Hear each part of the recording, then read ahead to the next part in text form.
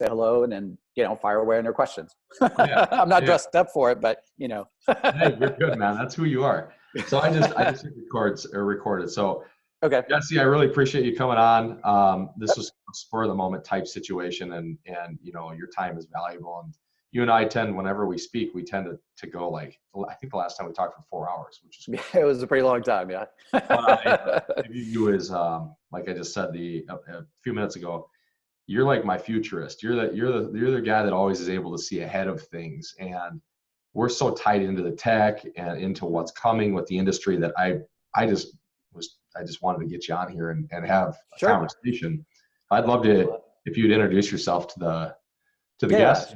sure. No problem. I'm Jessie Beaudoin, so I'm the founder of callaction.co. Been in real estate since 1987, so a little while. Got started online in 1997, doing my own personal websites around mortgage and lead gen and stuff like that.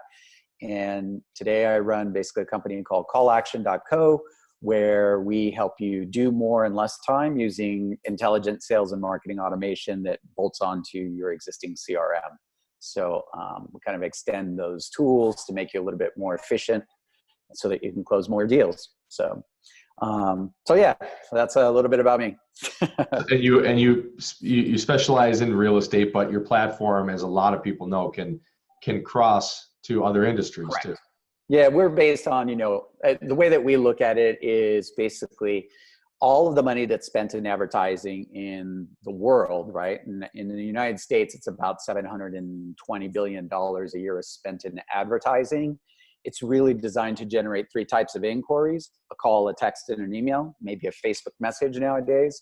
And so what happens is that we consolidate all of those responses into one place, and give you the ability to apply some automation so that you can respond to all of those leads, so that you could scale your lead follow-up and your lead nurture, and have just much cleaner and simpler conversations, all using intelligent automation that gives you basically scale. So that's kind of a little bit what we do. We don't need to get into the specific features, but I will say that, I've been on pretty much every platform, and there's things that you can do with call action that aren't impossible with any other platform. Right. And it's the secret sauce. We go to these national events, and it seems like every single mega team or top producer is using your platform in one way or another. Yeah, there's definitely some use cases there that, we kind of focus on.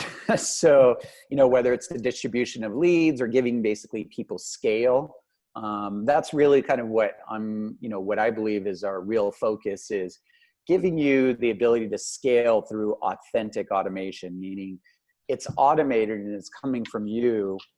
But what we're trying to do is take away the tedium of the business, the stuff that's really repetitious, that's kind of one direction. And simple example, basically, let's say if you're following up with leads, the difficult part with following up with leads is you're going to make probably 10 outbound attempts. You might get a hold of 2 people. So the reality is the average lead, you're going to need to make 10 attempts to get a hold of them. So it's kind of like cold calling. If you have that experience of cold calling, you know that you're going to make 10 phone calls, get a hold of 2 people. So if you have 1 lead, you got to make the 10 attempts to get a hold of those 2 people. So what happens if you start generating, let's say 100 leads, and you got to make 8 to 10 attempts to get a hold of each one, all of a sudden that becomes 800 to 1,000 outbound attempts to follow up with a lead. And that just doesn't scale, right? So right now we have people that try and outsource that to third-party companies, but the problem is the consumers want to talk to you, not to a third party. And so we try and give you scale to get rid of that tedious work. So that's the do more in less time, so that you could really focus on having conversations. Because at the end of the day, that's the only thing that really matters, is having conversations with customers and moving that relationship forward, because each conversation that you have builds trust and relationships. So totally. I think one of the coolest things about your platform is the ability to go drip to drip. And I haven't seen a single other platform that can do it. Right. For instance, like if we're running a 3-month drip on a short-term lead, I can take that drip from the second it ends and I can put them on another 3-month drip, or I can put them on a exactly. Whatever. Yeah, we talk about the icon process. So what that basically means is inquiry to generate a conversation. That conversation, there's an outcome or a status. And then based on that outcome, you got to nurture that lead again to get basically another inquiry to have another conversation. So if you think of this kind of like as a circle, really lead follow-up and business as a whole is an infinite journey. That's why it's a circle, because you're always going to be doing that. It should never, ever end. So from the moment that someone self-identifies and they become your customer and you close that transaction and you get done with that transaction, then they become your past customer, and you need to keep that rotation or those conversations rolling all of the time, because that's how you stay top of mind. And this is one of the major problems that real estate has right now, is that we don't do that long-term follow-up basically. So, and that's why, 50% of people or 60% of people say they'll use the same agent, but it's only like 8 to 10% of people actually do. So that's the biggest issue that we have there. So.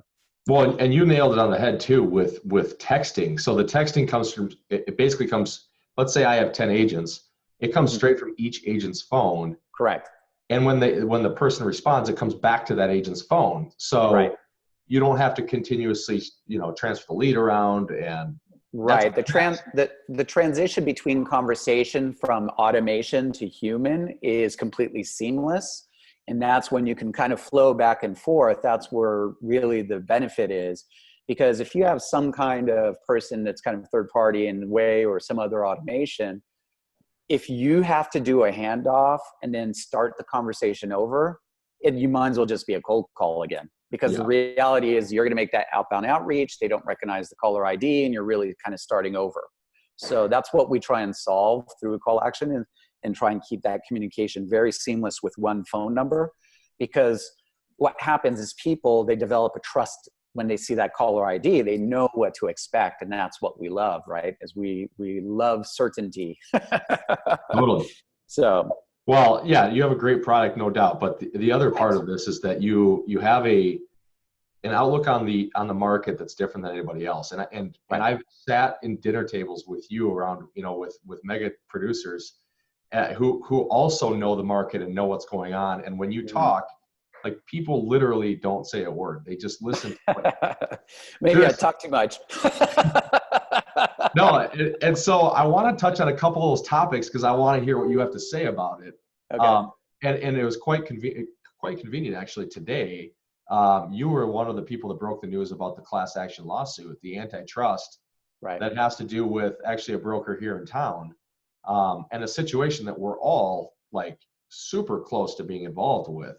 Correct. Do you mind touching on that and just kind of? Yeah, I mean, I kind of shared the news, not to try and scare people or do anything like that. But, when you read what the lawsuit is about, or this class action lawsuit, there's a couple things that make it different. Foundationally, what it's doing is it's basically talking about the relationship between an NAR and local MLSs, where we basically, as a real estate agent, post the properties up for sale. And so the concept that they talk about is that there might be an antitrust thing there, because you have to follow NAR rules in order to be able to post onto the MLS. And then an MLS is requiring that you display basically a compensating agent's the other agent's compensation. And that's in a quote unquote, non-negotiable, because it's kind of displayed out there. Mm-hmm. If you look at some of the rules that are showing on the class action lawsuit, all that I'm trying to tell people is like, you should read it, understand it, because the firms that are involved in this particular case, they've won hundreds of billions of dollars in other cases. So this is not like a high school ambulance chaser that is just trying to basically shake the leaves and get, a couple of dollars to fall out.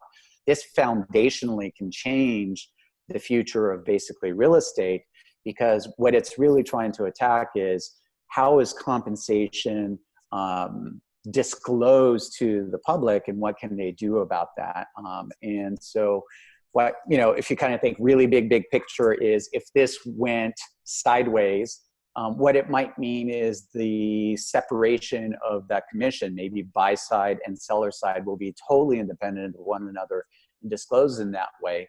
And if there's damages that are filed, most companies that are going to be faced in this probably won't have the bankroll to pay for those damages. So in all essence, it might evaporate everything. We might be back at ground zero, and it might leave basically an opening for some kind of platform that comes in that is non-MLS, not kind of part of NAR or influenced by NAR, but just purely an advertising platform to say, like, here's a property for sale and that's it, you know, and that could be a Zillow, it could be, you know, it could be any platform that's coming out there.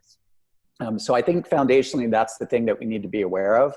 I try to bring it to people's attention more so because, you know, when this gets some legs in the news, people are going to start talking about it. And what's going to end up happening is if you've done a transaction in the last 5 years, these class action lawsuits are probably going to go after and aggressively marketing those people to get them to join in into the action, because the more people that are into the class action lawsuit, the more weight that it has. So because it could show, you know, more people basically being affected.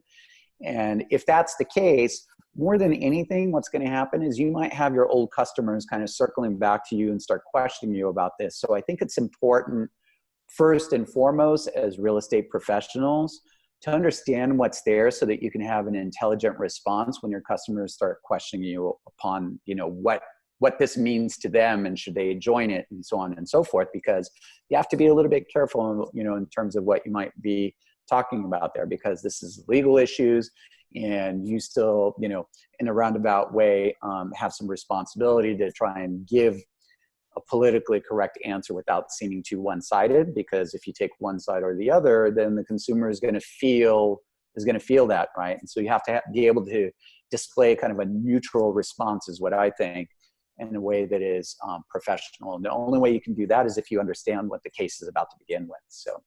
Yeah, and what I'll do is I'll include a link in the description of our video here, just so people, if they want to go and read it. Yeah, read the case.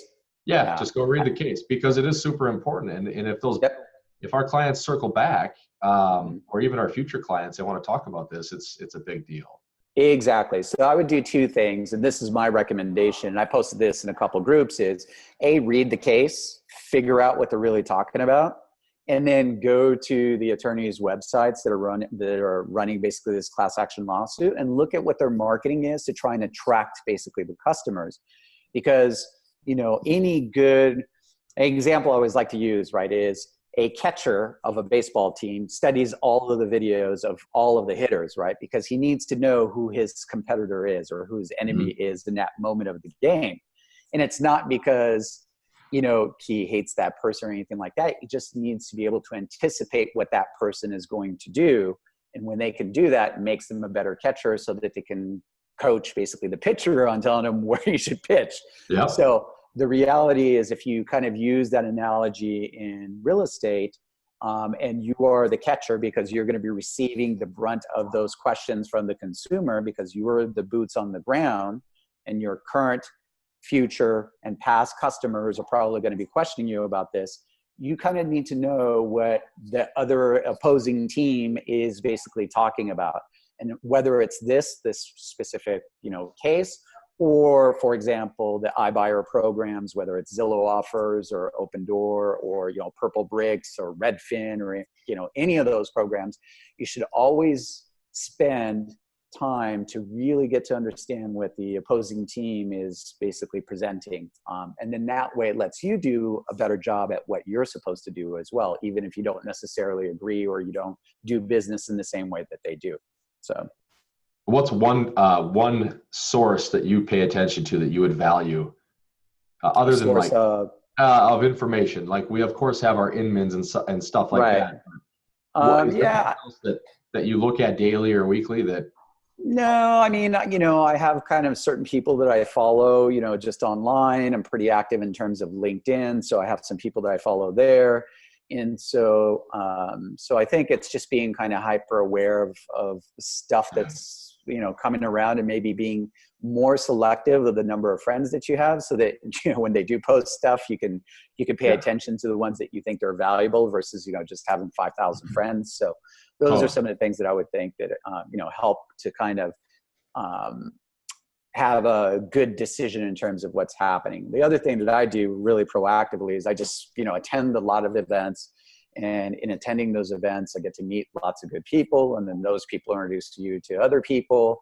And it's just trying to retain those relationships and really pay attention to what they're basically talking about. So whether it's in your industry or not, because the reality is a lot of breakthroughs or disruptions in business tend to come from outside of the industry. They're not necessarily a new idea. They're just an existing idea applied in a new way, possibly into a different business. And that's what's ends up being, kind of usually the foundation of change.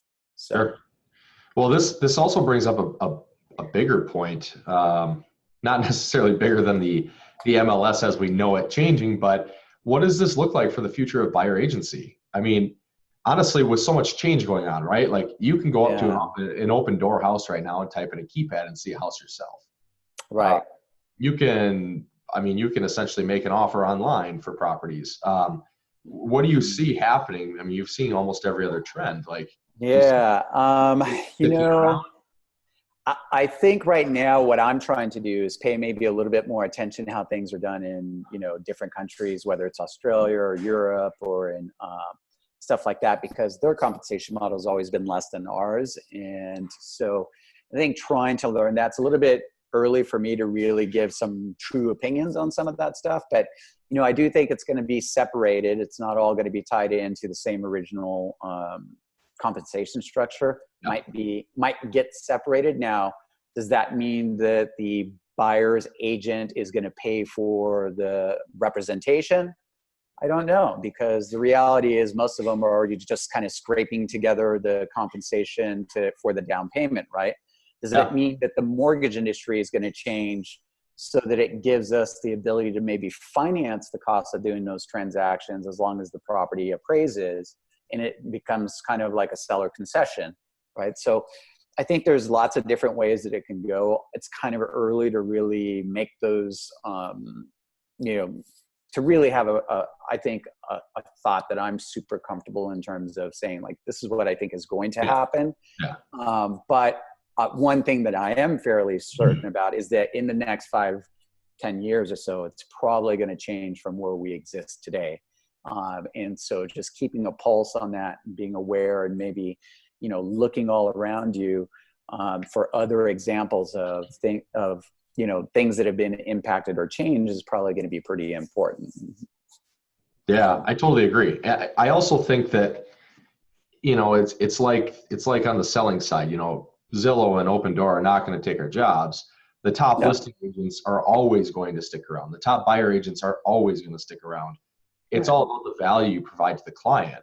Right. And if you can do it at the highest level, your job is safe. But if you're doing it at the lowest level or part-time, it might be a different story. Yeah, what I think the basic of real estate changing right now is this. I mean, there's lots of money coming into the space. The reality is that real estate is no longer going to be a hobby. Like, people are going to take this really serious. No different than if you wanted to come in and buy a restaurant franchise, you're going to have to come in with a sizable investment, pretty big commitment to get into that business if you want to take it really, really seriously. Because right now, with real estate, you can walk in $1,000, get your business cards, buy some software, pass your license, and year number one, you can walk away net, $250,000.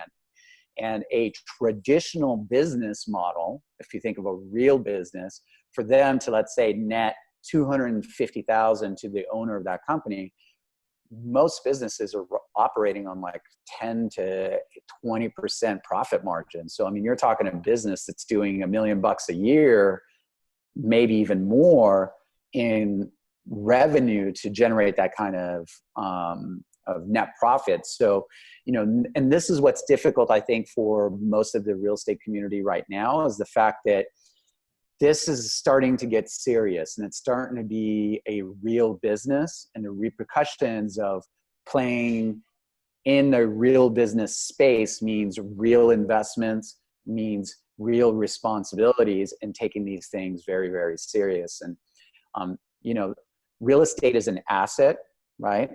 It's like stocks.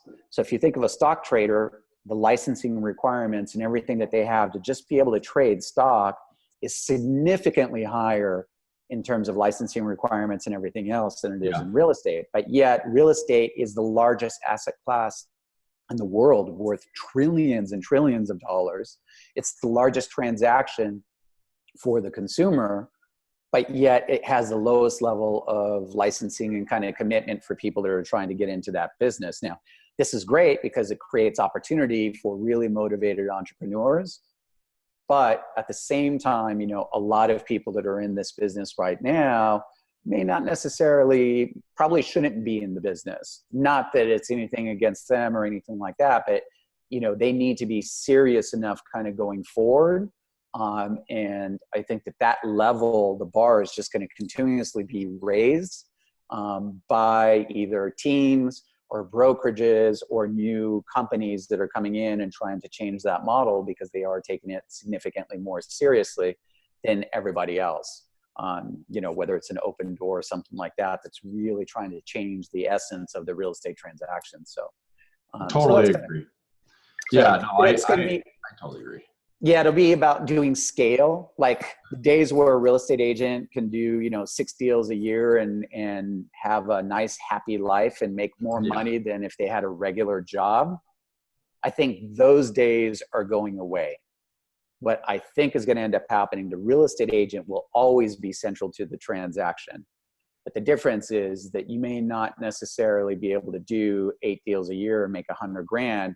You might need to do 60 deals a year. But what will end up happening is technology gives you scale to be able to do those 60 transactions. And with less effort. With less effort. Yep. So if you take the example of, let's say, pre-Zillow, right? 10 years ago, 15 years ago, how many real estate teams or real estate agents or brokerages, for that fact, were doing 500 to 1,000 transactions a year? It was very, very, very minimal.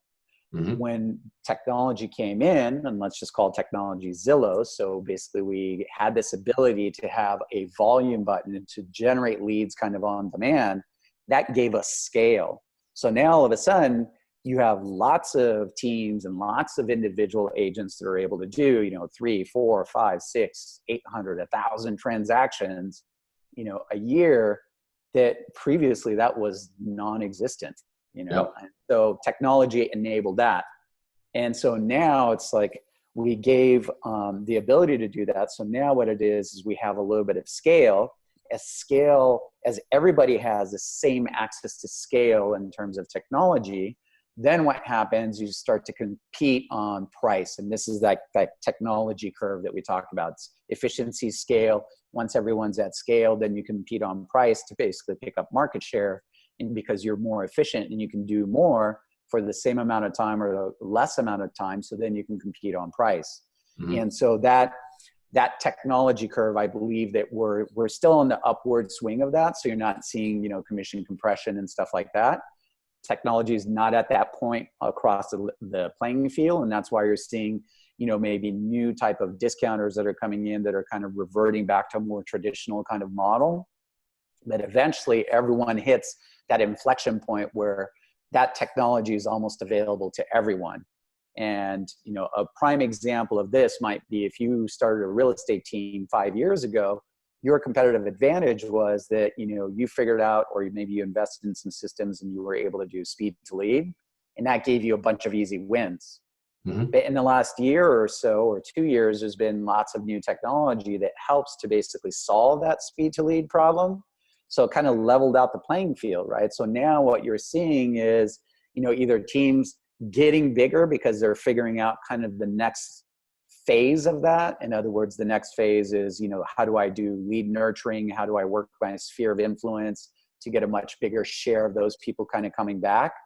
Mm-hmm. Or basically you're seeing those teams that did really well slowly starting to dismantle because they haven't figured out what is the next phase of the business cycle, right? Because I lost my competitive advantage of being speed to lead, and now where it's a little bit more level playing field. And this is, you know, this in a roundabout way is what Zillow PA4, the call only, has solved for 80,000 agents that are buying leads from Zillow. Is it solved the speed to lead problem for them? Right? That's so spot on. Seriously, I've seen so many teams. I shouldn't say so many. I've seen a handful of teams go from 400 transactions like last year or 2017 to 180, 200 in 2018. Right. The skill set is being raised.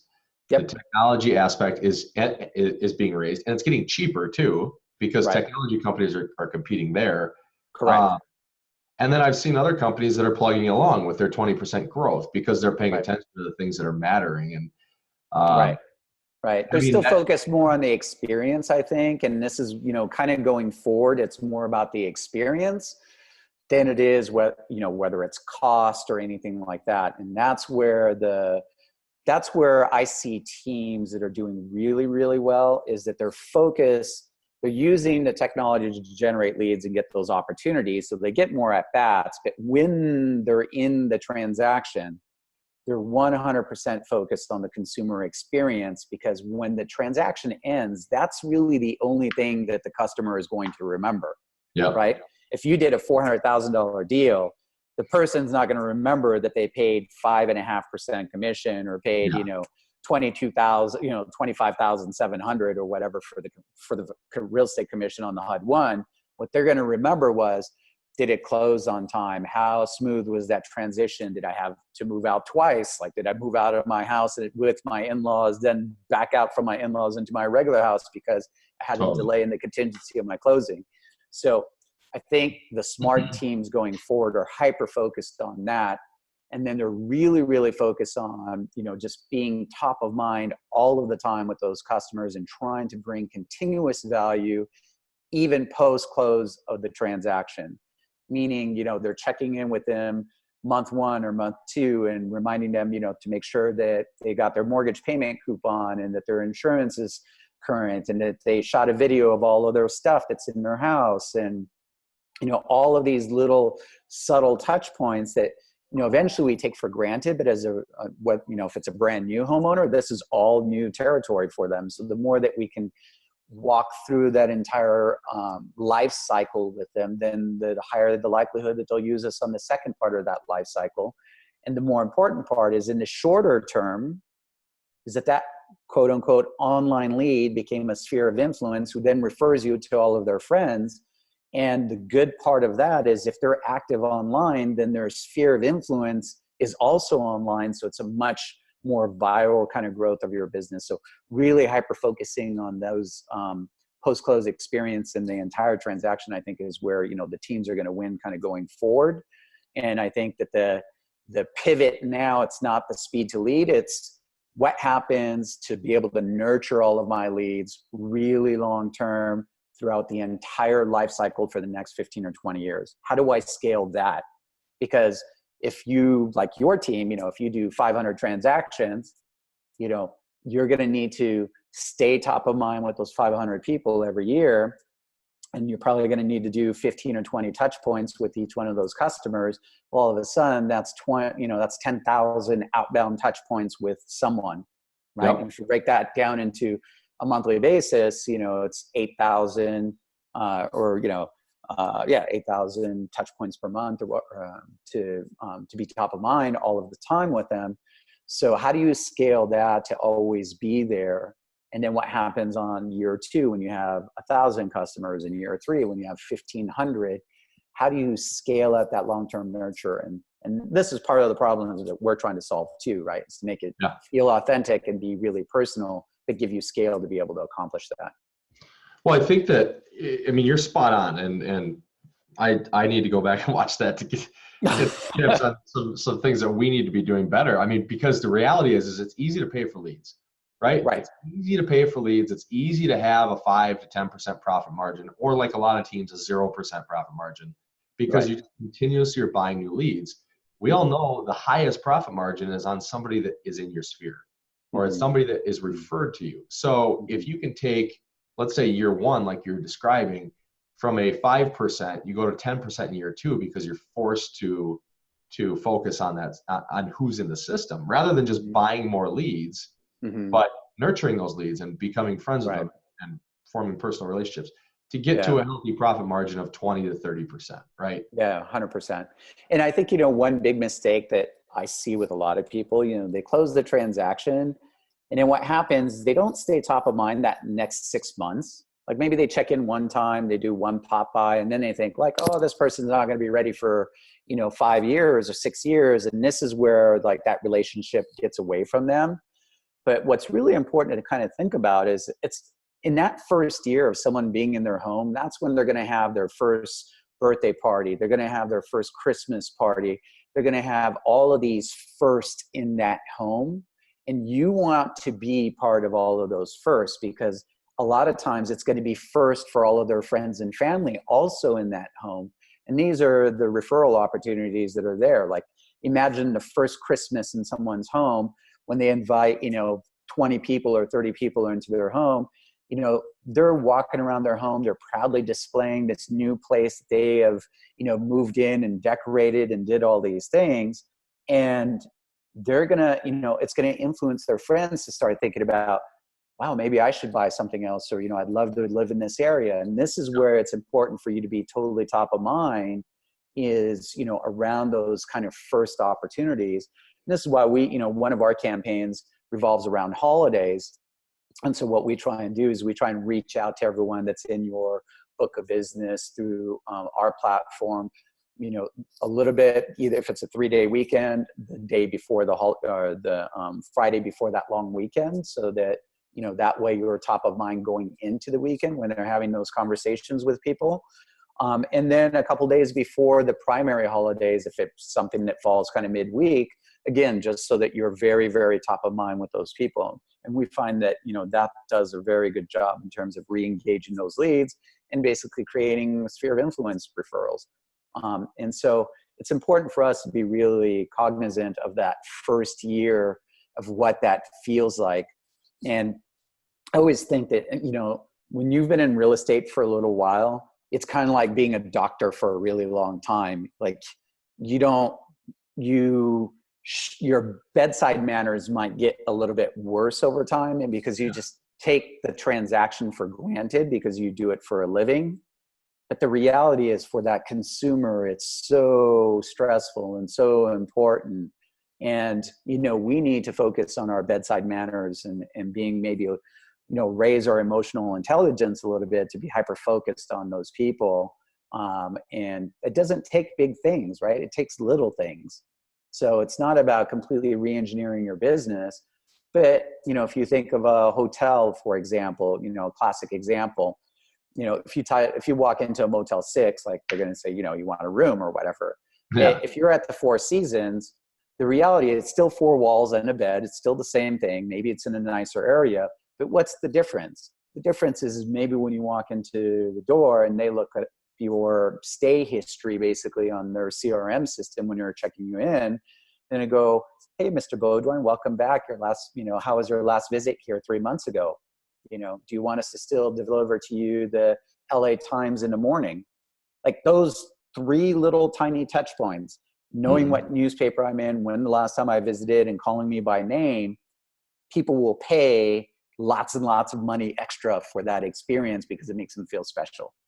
Right? Totally. And that's what we need to be able to deliver, as far as the real estate experience, because it's such a big part of everyone's lives. So.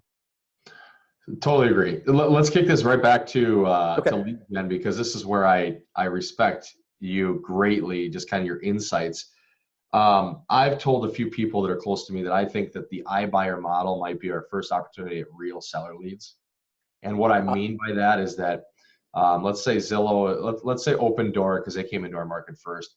They make 10 offers, right? Maybe only one person is going to accept that offer, but they have 9 other hand raisers that said, I'm interested in selling my home. I want to know what it's worth.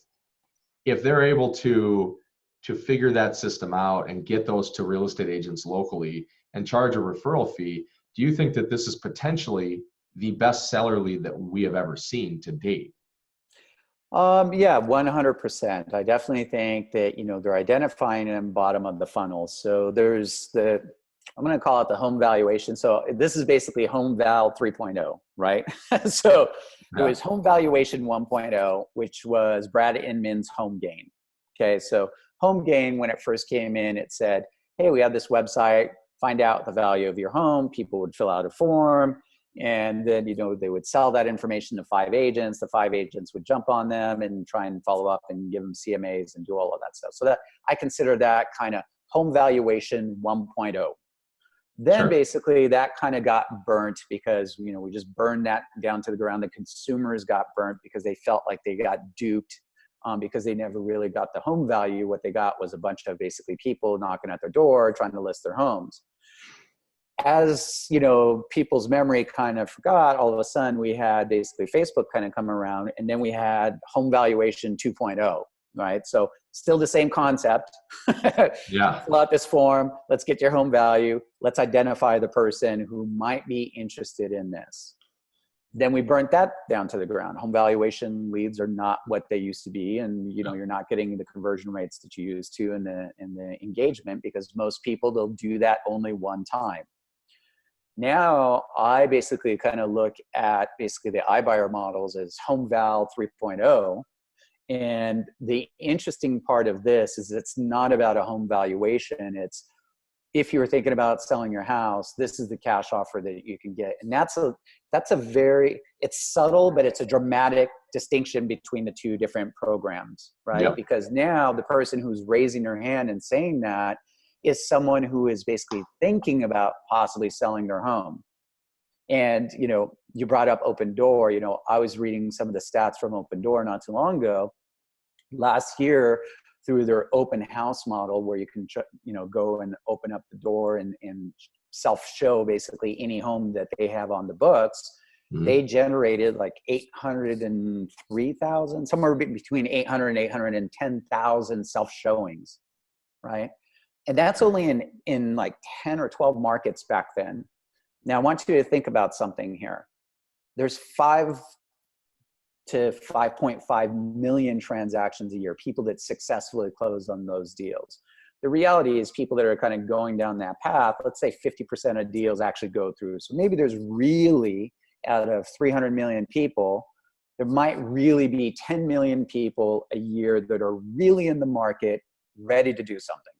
Okay, and 50% of those people convert, which is the 5 million transactions that we get per year. But if you got Open Door, where basically they were able to secure nearly, you know, 800,000 self-showings, these are people that took the time to download an app and walk through a home. That is some really, really high intent.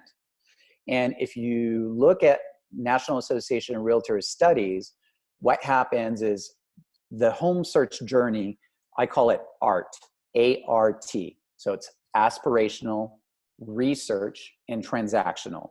Aspirational at the top of the funnel, really wide, people dreaming about buying a home. This is 12 to 18 months out. Research phase, they're like, I'm kind of serious about it. They start calculating mortgage payments. Maybe they check their credit. You know, they do those kind of, that type of research. They start educating themselves about the process to figure out if they can do it or not. If you look at their home search starts to kind of compress in terms of price range and locations and everything else. But that bottom of the funnel, that transition between research to transactional, that jump is when they get into the car and physically start driving around and looking at properties. And that usually starts with looking at an open house or two to feel confident of, hey, what does $300,000 buy me in Minnesota? Like, that was kind of an example, right? Because they might not necessarily know directly, and then they're going to start visiting different locations. But what Open Door has been able to do is identify those people at the top of the transaction funnel, but near the bottom of the entire search journey at scale, in a way, maybe even better than what Zillow's done, right? Because now they have the correct information, because they have to use their Facebook login to get access to the app. You know, they can track basically the patterns of how many properties that they're looking at, so on and so forth. And as far as I know, Open Door has not even touched monetization on those 800,000 leads yet. Totally. So, I know. It's there'll be a big opportunity there. I think what they're all trying to do right now, you know, they have the ability to obviously generate a lead. And I think Zillow had over 1 million inquiries of, you know, buy my home now. But what they have failed, well, they haven't failed, but what they haven't gotten to yet is, how do you take somebody from an inquiry to an actual lead? Because that person could jam that, you know, show me my offer now button, and they can just go rogue for like a year. Right. So I think it's going to be important to track how that person is going through the system. But then I think that the agents with the best follow-up and the attention to the detail there are going to profit the most. Right. I think the big difference fundamentally between, like, let's say if you take Zillow and Open Door, like Zillow to me still feels home value 2.5, right? Meaning in a roundabout way, it's still a pretty big lead gen play, right? Person fills out the form, the form basically says that we're probably going to have a real estate agent contact you, or if you do accept the offer, we're going to have a real estate agent go out and review the property and so on and so forth. Versus the Open Door that transaction feels a little bit more like magic, basically. It feels more like, if I fill out this form, this company is going to come out and buy my stuff, right? And make that a little bit more seamless. So I'm really curious to see the difference between those two, because I don't think that people are going on to Open Door as much and submitting that offer at the scale that they are on Zillow, because on Zillow, they've already kind of set the groundwork for this with the Zestimate, right? How many people are, looking at their Zestimate all the time? Yeah. And that's a curiosity thing. So it's almost like aspirational, top of the funnel. I feel like the Open Door lead may be a little bit more bottom of the funnel, more research transactional, versus Zillow. I feel like it could be anywhere in that entire journey. Like it could be at the very top of the funnel, aspirational, and they're like, I wonder what I could sell it for. What's it going to be worth? Yeah. Like what? And then all the way down funnel. And where I think it's going to be important for them is going to be that balance of the execution of identifying the lead and trying to distribute those opportunities maybe to the real estate community. I think that's going to be the make or break right there, basically, because if it reverts back to, home value 1.0, where you're going to have 5 agents knocking at your door, that's going to be counterintuitive. And I think that's going to work against Zillow really long term. And this is where I think, Open Door might be a little bit more patient and kind of methodical in terms of the way that they're trying to do it, because they seem to be wrapping all the ancillary services and really trying to deliver the experience kind of end to end. So, yeah. You were one of the guys you were the one that showed me Google search results and how to find out how many people are searching. Don't people Google Zillow more than they Google like first time home buyer? Oh yeah. What was the stat on that? Yeah, so I don't have the exact stat, but I have some charts that normally I kind of pull up. So if you go to Google search trends, so if you just type in Google search trends, it's going to pull up a chart in there, and you can just put in the keyword Zillow and then put in the keyword real estate, and it's going to graph the difference between the two, and it's going to show the estimated search volume. But the reality is that the keyword Zillow is kind of like Xerox, right? It's jumped the shark to be synonymous with the word, with basically real estate.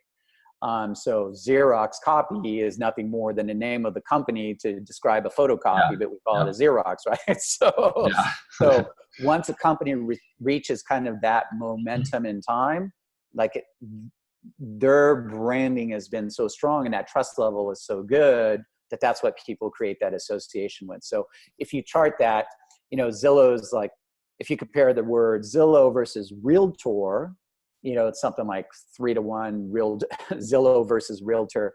If you put in the word real estate, it's maybe like 2-to-1. But basically, back in about 2005, keyword searches for the word Zillow versus real estate and Realtor, that's the point of inflection where, it surpassed that and it hasn't stopped. It just keeps basically, hockey stick in top left. So I like looking at that stuff, and I appreciate you showing me. Yeah, no problem. So it's also good insight, and here's kind of a hack for you guys that are in a particular area. If you think that your market is kind of changing, go in there and type, keywords that you think the consumer is thinking about. So if you believe that the market is shifting, so maybe you do like how to avoid foreclosure, right? Or, short sale or anything like that, like keywords that indicate people are in trouble.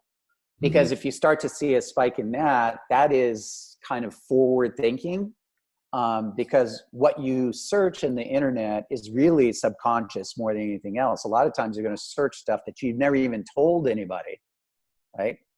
And so if you start doing those kind of searches, or, what's my home value? And you start seeing the number of home values and the searches of, let's say, avoiding foreclosure, or late mortgage payment, ramification of late mortgage, or something like that. These are good leading indicators to maybe start identifying a niche to get into ahead of time, right? Or let's say if you do searches for, how to sell my parents' home, right? Because now if we think that 53% of homes in the United States are owned by basically baby boomers, and those baby boomers are starting to, they're hitting about, I think, an average age of around 70 right now. So the next 10 years, like, there's going to be, if that population demo owns over half of all of the real estate in the United States, what's going to end up happening? Who are their kids? Their kids are Gen X, which is the smallest generation right behind them. Okay. So if, a person, their dad owns 3 houses, like, the kids are going to be like, sell it all, right? Yeah. So all of a sudden, basically, you might be in, the near term, or not necessarily the immediate near term, but sometime in the near future, like, that balance of inventory is probably going to start to flatten out, because a lot of that inventory is going to start hitting the market, right? Because the people who own those properties are not going to be here anymore. So, I mean, it sounds morbid, but that's the reality. Well, what a coincidence that just now is when the iBuyer is emerging too. Exactly. With exactly what you just said. Because it's easy to say, screw it, I don't want to sell my parent, I don't want to sell the 5 properties in Arkansas. Like, right. Give me the money. Let's move on. Exactly. I don't want to deal with the hassles of doing that or anything like that. And, a lot of people say, one of the things that concerns me, because I've been pretty vocal about this open door stuff for the last couple of years. And I really do believe that this is a kind of a, that iBuyer model is a game changer. And I think the approach that most in the real estate industry talk about is like, oh, it's about top dollar. It's about top dollar. Like, I'll sell your house for more. And like, you would be stupid to sell your property and net $10,000 less. Well, let's just step back for a second and let's think of something.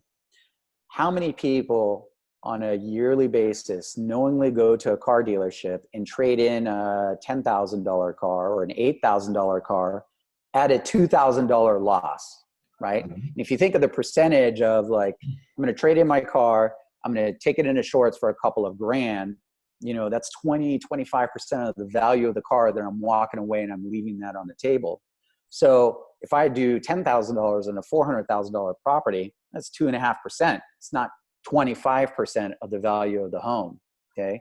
And the reality, as much as the real estate community can say, I'm going to give you top dollar, what you need to look at is most listings sell at like 97 to 98% of list price. So the reality is, although we think we can get X, we usually get a few percentage points below that. And then when you tack on, traditional kind of real estate compensation on top of that, that 8 or 10 or 11% service fee is really almost in a direct alignment with selling with a traditional real estate agent. The exception is that we take away uncertainty, and that people will pay top dollar for certainty. And if you don't believe me, why do we buy insurance? I want to be certain in case of an emergency that something is going to happen. So I'm going to spend thousands of dollars a year in insurance just in case, right? To avoid the hassles, just in case. That's a good point. In a real estate transaction, the reality is, if we are basically looking to make this move that we knowingly know is one of the most stressful transactions on the planet, right? Because there's so many moving parts, so many different people, all of these, a hub and spoke model of that transaction, it's all dependent upon, 100 people all working together, and any one of those can implode the entire transaction. People will pay a premium for certainty. So as a real estate community, it reverts back to that bedside manner, right? What we need to think about is, why are people selling, right? They're not selling for top dollar. Nobody gets up today and say, hey, I'm going to sell my house because I want to net $34,000. Yeah. They basically get up and put their house for sale, or think about selling their house for sale, because they were trying to accomplish the next goal. And the vast majority of the time, the next goal is they're moving into another house. Very rare is someone selling a house and then going to rent, right? Yep. Most of the time, you're always basically doing a kind of a lateral transaction. And Zillow knows this, and Opendoor knows this. And even the real estate community, if you think about it, you know it too, because NAR studies basically show that 35% of home buyers are first-time home buyers. So what does that make the other 65%? Move up or move down. Yeah. It's pretty simple. Like, the data has been in front of us forever, but we're just not thinking about it in that way. And we're not really thinking about what the consumer is saying or what they're thinking about, because we're tuned into WIFM, what's in it for me. So what I would normally tell you, like, there's some pretty interesting things. If you do a YouTube search and you go selling my house to Opendoor, there's a couple videos that consumers have recorded of themselves kind of doing the transaction. And then you start looking into the comment thread, and then, you know, real estate agents are jumping in there and trying to basically tell the people like, oh, you know, that wasn't a smart move. You lost money, you left money on the table. That take the time to read what the customers are saying and what their points of view are, because that's the person that we serve, right? And at the end of the day, the consumer is going to determine who the winner is. And if that's Zillow or Opendoor or traditional real estate agents, the consumer is the one that votes with their wallet. And we cannot do anything to change that, to predict the winner, other than try and deliver the best possible experience and service, because that is really what we provide. Okay? It's not a marketing service. We are creating certainty, instilling trust in them, that we basically can give them that certainty in that transaction and give them the best possible experience in that transaction and help them accomplish their next goal, which is move up or move down or whatever it might be. So it's important for us to be cognizant of that. So that's why I think iBuyers is a very real thing that's going to have some very real legs behind it. Totally. And coming back to the real estate agent, it just proves, you know, the point that you have to be educated, and you have to educate your clients. You have to know what's going on. Like, if you're a real estate agent out there right now and you don't know what an iBuyer is, if you don't know how that process works, if you haven't tested Opendoor on a property in your neighborhood, you know, you're behind. You're so far behind already that it's risky. Yeah, so. It's just like, you know, how often right now with, you know, does a consumer come to you, make an inquiry about a property, and there's tons of real estate agents that get caught with their pants down because the agents actually, or the consumer knows more about the area than the agent does. Yeah. Because the agent is trying to do, you know, they're chasing the deal versus the customer has been spending 12 to 18 months educating themselves about, you know, 10 square blocks. And so they know every single home, every transaction that has basically happened in there. Like, I'm pretty involved in some of these online groups and stuff. And one of the groups I was looking at, when the new PA4 program, where, you know, Zillow's doing a live transfer on a phone call, you know, the agents, I was listening to some people and they were complaining, they were saying like, you know, I'm not prepared for that particular phone call. Like, that consumer is going to ask me some questions that I don't know of. And in my mind, all that I'm thinking is, you know what zip code you're buying the leads in? Like, how difficult is it every day to log into the MLS, see what the new activity is in your zip code that you're buying, so that you could be scripted? Because it's not like there's 5,000 homes coming in one zip code. There's 4, right? Yeah. So at its very core, if you listen to this kind of commentary from, you know, some of the real estate community that's out there that's complaining about these little tiny things, you know, the reality is maybe you shouldn't be in business, because you're not even taking the time to like figure out the basics of what you should be doing. Because if you're a real estate professional, part of what you should know is what your market is doing. And if you're buying leads and investing in a very specific market, you better damn well know what's happening in that market. Because if that consumer calls you and they're smarter than you, where's your value? You've diminished your value. You've already gave them ammunition to not value your opinion, because you don't have an opinion because you didn't take the time to study. Right. And this is a very big problem in our industry right now. Yeah, the consumer wants somebody that knows what they're talking about, and they also want to have options. That's the big thing. If I'm buying a car, Yep. I want to have as many options as possible. I don't want to be forced into something. I don't want to have one way of doing it. If I go to the car lot and Jessie says, "Hey, you got to sign this piece of paperwork that says you're going to work with me," I'm going to say, "Dude, what are you even talking about?" Right. Like you haven't even gained my trust yet. So yeah, I mean, I think there's a lot of things that are just wrong with this industry, and disruption happens because of that, right? Right. And now it's our job to pivot and adapt and learn and then educate our clients. Totally. Yeah, and one thing that I will say, your car lot example is such a good one, and it's one that I sometimes use. Is lots of agents are like, oh, Zillow's trying to replace us, and everyone's trying to do this, and like we're going to be out of the business. Well, I'm going to just think about this for a second, right? If I go to one car lot and I'm looking at a 2020 BMW 325i, IS, it's white with a tan interior, and it's the IS Sport package with heated seats and mirrors because I'm in Minnesota, right? That car is the same on every single car lot. Yeah. It's the same car everywhere, right? But yet, to this day, the car being the same everywhere, the information available everywhere, there is still car dealerships everywhere, right? And in fact, I think the last stat that I saw is that 65% of cars are actually purchased on the car lot still. So why are we worried about, a big company coming in and trying to, take us out of the business? Because the car dealerships are not worried about it. And if every home is so individualized, that basically means that they're going to need someone that's going to help them walk through that transaction, let them into the door. So we will always be here, because unless 100% of cars get sold online, I'm not necessarily too worried about the real estate business, right? Because that asset class, the car, is identical everywhere.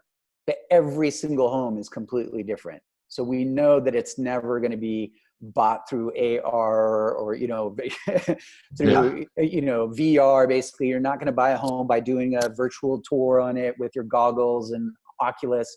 You want to walk into that particular home, smell it, touch it, feel it, get the energy of the space, listen to the sounds, see how the light comes through the window. That is never going to change. Now, are we going to get compensated 3% to open the door and let someone do that? Maybe not. Maybe we'll get paid a flat fee per showing, right? But if you're doing hundreds of those showings and you're able to still make above quality living, then what does it matter, basically? Because most real estate agents making 60, 70, 80,000 bucks a year. So even if they ended up working for a bigger company and making $200,000 a year, but they're just doing transactions at scale, is that necessarily bad? Probably not, right? Depends on your goals. Yeah, totally. So that's the way that we need to be realistic about what we earn in this business, basically. And I think that's, that these little kind of touch points are stuff that that is just over time is going to change, because, the consumer at the other end is going to go like, wait a second, I bought the house that was worth $200,000 and I paid $12,000 in commission. Now you're going to do the same exact amount of work, but my house is worth $600,000. Now it's going to cost me $36,000. Like, just try and justify that. Like, if you did the same transaction with the same person twice, what does that person think? They know you're not working harder, right? It's still the same. So I think this is where that transition is starting to happen. It's that information is out there. And, as much as people can point fingers at Zillow and, create these kind of artificial enemies, if it wasn't Zillow, it would have been another company. I'll tell you, the saddest part is that it wasn't a real estate company, right? Why did we, the people who are basically in the trenches, on our fingers on the pulse, working with these people, why didn't we step back far enough to think about how can we make the experience bigger? As much as, Gary Keller is talking about like, oh, I'm coming in and I'm going to destroy, all this technology and stuff. and proclaiming to be basically the game winner, that the reality is that if we were that proactive and really thinking about that, this should have been stuff that was done 10 years ago or 15 years ago before basically Zillow or anybody else did it, right? So the people that are moving and changing this business are stepping back from it long enough to take a look and trying to understand what the consumer wants and putting the consumer first and tailoring and creating experiences so that that consumer reaches the aha moment, right? Because when we have aha, that's when we start referring people, and that's when people feel the value, right, of whatever they're paying for. Totally. There's still restaurants that can charge, thousands of dollars for a meal for 4 people, and then there's cheap restaurants. What's the difference between the two? Yes, there's some quality in the food and stuff, but it's more the experience. It's the sum of the whole. It's not the one thing. So we need to start thinking like that and really put ourselves in the eyes of the consumer and what is their experiences, because we ourselves are consumers. Look at how your personal expectation has changed on everything. Like if you call your lender and they don't answer and you need to get a pre-qual letter right away, what do? Like, even if you have a relationship with that person, you hang up, call lender number 2, and that guy or that gal, and you have a relationship with them, and you still cut them off at the knee. So why would a consumer do anything different? It's just that technology has fundamentally changed the way that we're wired, and we want immediate gratification and amazing experiences. People are not comparing a Century 21 experience versus a Remax experience. They're saying, why is this experience? Why can't I have the Uber experience if I'm buying basically a car? Why can't I have all of the choices like Amazon, when I'm at, whatever store? Basically, we're comparing experiences from different industries against each other. And that's just the reality, is not going to change. Yep. You're exactly right, man. That is some deep stuff, and there's a lot of people that would have to pay a lot of money to get that kind of insight. Man, yeah. As always, you and I always carry on so long, but Jesse, we got to wrap it up. I really appreciate it. Thank you for the opportunity. I appreciate it. So, you want to say anything to close it out? No, I just think that, if there is anything, I just think, step back and focus on the customer. Really what disruption is someone changing the experience that somebody else is going to have. And we are totally in control of that. You control the experience that you give your customers, and nobody else is controlling that. So take ownership of your business, because we are business owners. You're all entrepreneurs. And what happens, you need to start thinking like an entrepreneur and acting like one, and basically taking big swings and taking accountability and responsibility and putting it all, focus 100% on the consumer, because they're the ones that are ultimately paying you. And we're not in an age of like, you could just play defense anymore and try and protect what you have. You actually have to proactively try and break it down and make it better, because that's how we make progress. Because if we're not going to do it internally, or you're not going to do it on your own business, and you're going to sit back and complain, you're going to be wiped out this business in the coming years for sure. So, Dude, I totally agree. 100%. Everybody who may be watching this, check out Call Action. If you want to improve your follow-up game, there is literally not a better system. It's super affordable. And I'm telling you firsthand from somebody who's used everything, you cannot beat Call Action. So check it out, callaction.co. Thanks, Jesse. Thank you. Appreciate the time.